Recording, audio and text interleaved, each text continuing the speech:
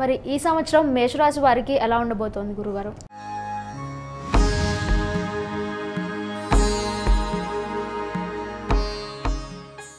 మేషరాశి అధిపతి కుజుడు అవటం వల్ల కుజుడు రాజు, నవనాయకుల్లో రాజు ఆధిపత్యం రావటం వల్ల మేషరాశి వారికి అనుకూలమైన ఫలితాలు ఉంటాయి. ఆదాయం 8, వ్యయం 14, రాజపూజం 4, అవమానం 3గా పరిగణించబడుతోంది. అయితే అశ్విని, భరణి, కృత్తిక పాదము, కృత్తిక ఒక పాదం వరకు కూడా మేషరాశిలో సంచరిస్తూ ఉంటాయి. అయితే మేషరాశి వారికి విద్యాపరంగా చూసుకున్నట్లయితే ద్వితీయంలో గురుడు ఉండడం వల్ల అఖండ విద్య, సకల విద్యల్లో కూడా రాణింపు, అలాగే పరీక్షల్లో ఉత్తీర్ణత అనేది ఈ సంవత్సరం ఏర్పడుతుంది. అట్లాగే ఉద్యోగపరంగా చూసుకున్నట్లయితే గురుడు బలంగా ఉండడం వల్ల ఖచ్చితంగా ఏవైతే ఉద్యోగం చేయాలనుకుంటారో ఉద్యోగాలు ఖచ్చితంగా ఇంటర్వ్యూలో సెలెక్ట్ అవ్వటం, మంచి ఉద్యోగాలు పొందటము అనేది జరుగుతుంది ఖచ్చితంగా. అలాగే వివాహపరంగా చూసుకున్నట్లయితే వివాహం కాని స్త్రీ పురుషులకు గ్రహానుకూలత ఉండడం వల్ల ఖచ్చితంగా వివాహం జరిగి తీరుతుంది. అలాగే సంతానం కోసం ఎదురు చూసేవారు ఎవరైనా ఉంటే ఈ సంవత్సరం మంచి శుభవార్తలు వింటారు. ఖచ్చితంగా సత్సంతాన ప్రాప్తి అనేది కలిగి తీరుతుంది. ఇంకా వ్యాపార పరంగా చూసుకున్నట్లయితే వ్యాపారానికి అధిపతి కుజుడు, అటువంటి రాశ్యాధిపతి కుజుడు అవ్వటం వల్ల, నవనాయకుల్లో రాజు కుజుడు అవ్వటం వల్ల వ్యాపారాలు అన్నీ కూడా చక్కగా చాలా సమృద్ధిగా ఉంటాయి. ఏ వ్యాపారం చేసుకున్నా సరే ఆ వ్యాపారస్తులందరూ కూడా చక్కగా అధిక లాభాలు కైవకరాలు చేయడం ద్వారా అధిక ధనలాభాలు కలిగి చక్కగా వ్యాపారం చేస్తూ ఉంటారు. వ్యాపారంలో లాభాలు గడిస్తూ ఉంటారు. ఇంకా చెప్పాలంటే స్టాక్ మార్కెట్ పరంగా చూసుకున్నట్లయితే ఈ స్టాక్ మార్కెట్ కూడా వ్యాపారాలు బాగుండటం వల్ల అనుకూల పరిస్థితులు వస్తూ ఉంటాయి. ఇంకా రియల్ ఎస్టేట్ పరంగా చూసుకున్నట్లయితే రియల్ ఎస్టేట్కి అధిపతి కుజుడు, ఎందుకంటే కుజుడు అనుకూలిస్తేనే భూ వ్యవహార కారకుడు కుజుడు, అన్ని అనుకూలాలు వస్తూ ఉంటాయి. కాబట్టి ఈ యొక్క కుజ అనుకూలత అనేది ఈ రియల్ ఎస్టేట్ రంగంలో ఎవరైతే ఉన్నారో వాళ్ళందరూ కూడా ఉంటుంది. ఈ రాశి అనుకూలంగా ఉంది కాబట్టి ఈ సంవత్సరం వీళ్ళకి రియల్ ఎస్టేట్ రంగంలో అధిక ధనలాభాలు ఆర్జించడం అది జరుగుతుంది.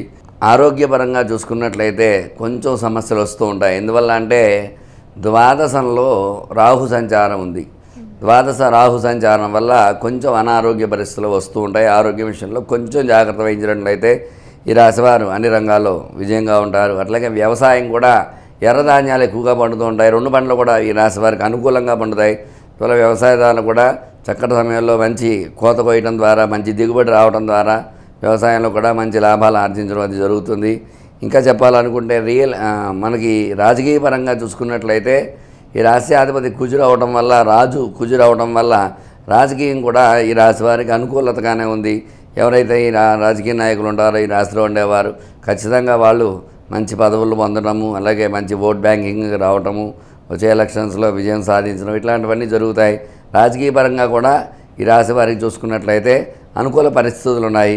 కోర్టు సమస్యలతో ఎవరైనా ఉన్నారంటే ఈ కోర్టు వ్యవహారాలు కూడా ఈ రాశి వారికి కొంచెం అనుకూలతలు అవి వస్తాయి ఈ సంవత్సరం. ఎందుకంటే గతంలో ఇబ్బందులుగా ఉన్నవారు, కోర్టు సమస్యలతో ఉన్నవారు, కోర్టు సమస్యలు కూడా అనుకూలత అనేది ఖచ్చితంగా వస్తుంది.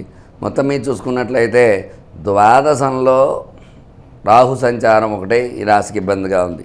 శని ఏకాదశంలో సంచారం, పాపగ్రహం ఏకాదశ సంచారం వల్ల శుభ ఫలితాలు ఖచ్చితంగా వస్తూ ఉంటాయి.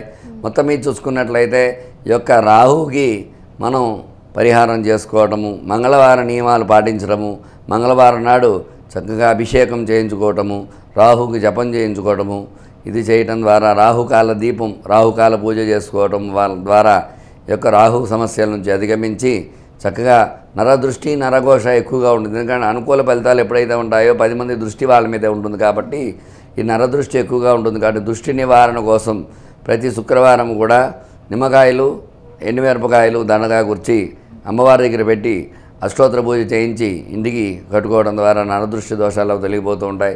అందువల్ల ఈ రాశివారి నియమాలు పాటించినట్లయితే ఖచ్చితంగా ఈ రాశి వాళ్ళందరూ కూడా అనుకూల పరిస్థితులు వచ్చి సుఖంగా ఉంటారని చెప్పడం జరుగుతుంది. ధన్యవాదాలు గురువుగారు.